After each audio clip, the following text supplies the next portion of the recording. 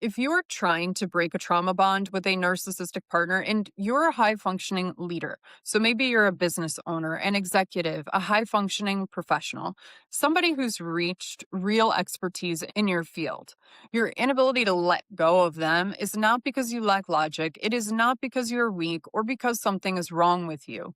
It is because of a biological survival hijack created by relationship stress, chronic hypervigilance, and betrayal.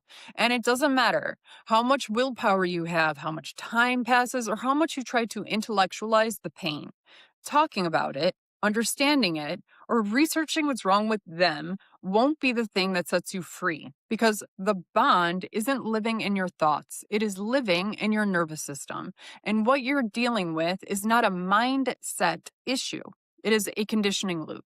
So today, I want to talk about why talking about it often doesn't help high achieving women heal, especially when there has been relationship abuse, narcissistic abuse, emotional manipulation, and intermittent reinforcement.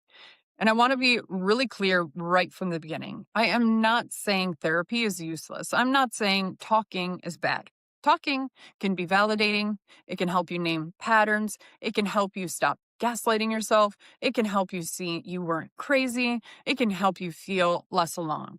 But what I am saying is that for many high achieving women, talking becomes the place you unknowingly get stuck. You can become fluent in the story, but not free from the bond. And you start wondering, why am I still thinking about them? Why do I still miss them? Why does my body react like this? Why do I feel pulled back when I know better? This is the part that high achieving women do not hear enough. Insight is not the same thing as integration. You can have perfect insight and still be hooked. You can understand exactly what happened and still feel attached. You can see every pattern and red flag and still have cravings. And that's because trauma bonding doesn't respond to information the way a normal problem does. High achievers are trained to believe that if you understand something deeply enough, you can solve it. That's your superpower. That's why you've built what you've built. When there's a problem, you try to learn from it. You reflect, you take responsibility. That approach works in most areas of your life.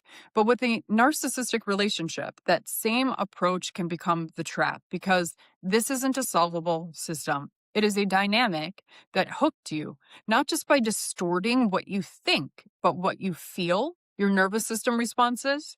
And so talking about it becomes risky for high achieving women when you're retelling the stories but not processing the pain. And when you are dysregulated, the compulsion to tell the story can feel like relief. You talk to your dad, your mom, your sister, your best friend, and your therapist. But that's the most deceptive part because that relief is temporary. The painful feelings come back, the mind eventually ruminates, you start to wonder again, why did they do that? Or why can't you let it go? Or if you overreacted, or if it was your fault. Or maybe you just feel guilty for reasons you cannot name. And those are the nooks and crannies that talking about it cannot reach. Trauma bonds form when your body pairs love with fear, connection with anxiety, hope with pain, and attachment with instability. When you live inside of intermittent reinforcement, where you never know the version of them that you're going to get, your nervous system starts bracing for danger and starts to distrust safety. You can no longer tell the difference between intuition and fear, and the relationship becomes the main focus of your attention. Like, if you could just figure them out, then you could have safety. And when this goes on long enough, survival strategies become survival mode. Survival mode for a high achieving person can be incredibly deceptive because it can look like function. It can look like capability. It can look like success. And even more sneaky to you is that it doesn't always feel like fear or anxiety. It could feel like determination, working harder, fixing it. And the world around you doesn't always recognize it either because it seems like you've got it together well enough. You're a go-to person, the person that other people go to for advice. As high achievers, we think we're strong enough for the complexity too. But slowly, insidiously, you are being affected. The relationship is eroding your self-esteem, self-worth, and healthy self-beliefs as insecurity and self-doubt take its place. Left unchecked for long enough, overfunctioning leads to exhaustion and full-blown burnout. Freeze, procrastination. You start to overfunction in other areas. Maybe at work, you people please. And you start to believe that you have a problem. You have poor boundaries. You must be a people pleaser. You must really have had low self worth to be in this relationship. So you hire someone to listen to you, to talk about it with. And they do listen, and it helps a little. You vent about the past week. You figure out some things about the dynamic that's interesting, maybe how it compares to things that happened in your childhood. But here is what is being missed: survival mode, the biological hijack caused by relational trauma, is the version of us that is stuck in fight or flight.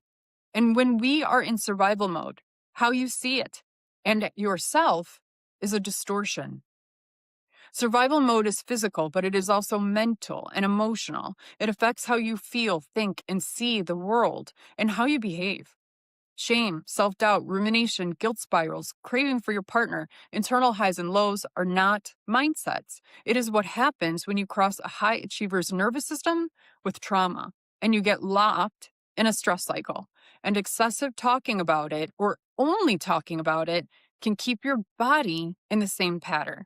You tell the story again, and your body responds as if it's happening now. Or perhaps it gives you some emotional release, but it comes back and you're suddenly ruminating again and you can't control it. Or you hit a low mood, so you research about narcissism and reflect on what they did to pull you out of the pain. It doesn't really get you out of the loop, though, completely.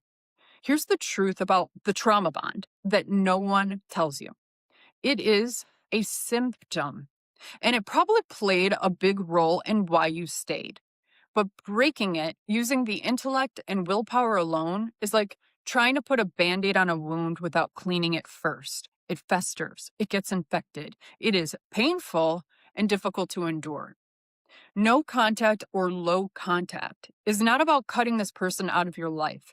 Not because that's not enough of a reason, but because if you think about it like that, this is going to be a lot harder. No contact is about providing you with enough space and safety to get out of the biological hijack, to think clearly without the activation of your survival strategies. Because we can fully understand in our mind why something might be bad for us, harmful for us, wrong for us, and yet we can feel totally different about it. We can know that they are harmful and they are dangerous, but we can feel like we want to fix it or that there might be a chance. We can know that they betrayed us, but yet we can feel a drive to connect. And we can talk about how we feel all day long, repeat stories, and still feel stuck in the relationship like it's hanging over our head like a black cloud that won't go away. And if you spend just 3 hours a day ruminating on why they did it or how you missed the red flags, that is 15 hours a week of high level output gone. For a woman like you, that isn't just a sad afternoon. It's a massive drain on your sovereignty, your ability to enjoy your life and what you've achieved, and your capacity to create what you want and develop healthier relationships. I don't think I've worked with a single woman who has that kind of time to waste. If you are not fully present in your life, your business, your profession, your other significant relationships, you are paying a relationship tax that is far more expensive than any recovery program. The question really is, if you had that mental bandwidth back, all the hours you've spent researching narcissism, getting your PhD from Dr. Google, if you had that back, what would you do with it? What would you create? Who could you have spent that time with? High achievers are used to white knuckling their way to success. Perseverance is one of your elevated traits, but breaking a trauma bond, the way that it is typically taught, is physiologically compared to coming off of heroin. That's what they say, right? In mainstream therapeutic circles, the trauma bond is notoriously difficult to sever. On average, it takes a woman 7 times to leave a relationship she believes is abusive. Why? Because you are trying to muscle through this phase the same way you push through everything, using willpower without addressing the attachment injuries that are causing the drive to reconnect or self-doubt or freeze or fawn, and are coloring your thoughts and discernment. And then the opportunity meets a moment of weakness, and you're back in the cycle with your ex or lost in a rumination spiral. That is not you being weak. That's you not knowing that this problem is not an issue of strength. And because your mind is built to solve, You don't just tell the story, you analyze it. You research narcissism, you watch videos, you listen to podcasts, you learn every term. Gaslighting, love bombing, future faking, Darvo, triangulation, and the information can be extremely helpful at first because it gives you a language, it gives you coherence, it gives you permission to trust yourself again. But eventually, information becomes a loop.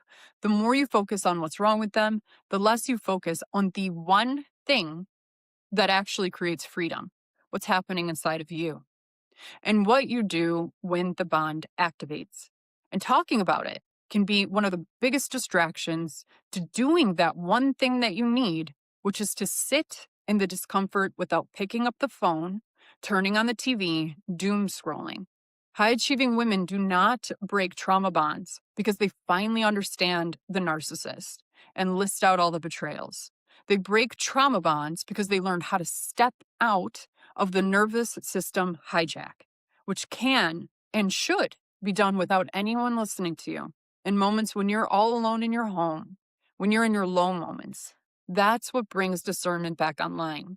And your ability to name what happened factually without getting lost in the soup of self-doubt. This is a skill set, not a belief. You don't heal this by talking about it more. You heal it by retraining your nervous system in real time. And those patterns don't dissolve through understanding. They dissolve through retraining. So if you're watching this and you are thinking, this is me, I am high functioning on the outside, but inside I am still stuck. I want you to take a breath and let this land.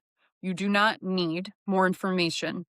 You need a process, a structure, support. You need the right tools at the right time, especially if you're in early no contact, when the cravings, doubt, grief, and rumination spike. And you need just a little bit of will. And this can be the real scary part, but a little bit of will to let go of who you became in that relationship. Like Joseph Campbell famously said, you have to be willing to let go of the life that you planned in order to have the life that's been waiting for you. And that's the real threshold for high achieving women, because you didn't just lose a person. You lost a version of yourself that was built to survive them. And letting go of her can feel terrifying because she was how you stayed safe. And so even positive change can activate the nervous system too and make you want to do it slowly and carefully, stick a toe in and wait. But time keeps going. And in 2 years, 5 years, you're still researching narcissistic abuse. That doesn't mean you are failing at healing or doing anything wrong. You are just trying to heal a nervous system injury with a strategy that works for intellectual problems. And this isn't an intellectual problem. This is a relational wound and a survival imprint. If you're a high achieving woman and you're coming out of a narcissistic relationship and you are struggling, I have 5 spots open for my She Recovers Strong program. To get started, watch my free masterclass that breaks down the high achiever narcissist dynamic and what to do instead. Inside the training, I'll teach you how to get through the early no contact period without relying on willpower, how to interrupt rumination the moment it starts, how to rebuild self-trust, and how to end the self-blame loop so that you can stabilize your system and let this stop hijacking your day. You can access it through the link below this video. And at the end, you'll know exactly what your next step is if you're ready for real support. And even if we do not work together, you'll still gain so much from this free masterclass. It was never your strength failing you. It was manipulation targeting the parts of you that shine the brightest. You don't need to become less of who you are to protect yourself. You just need to stop giving your light to the people that feed on it.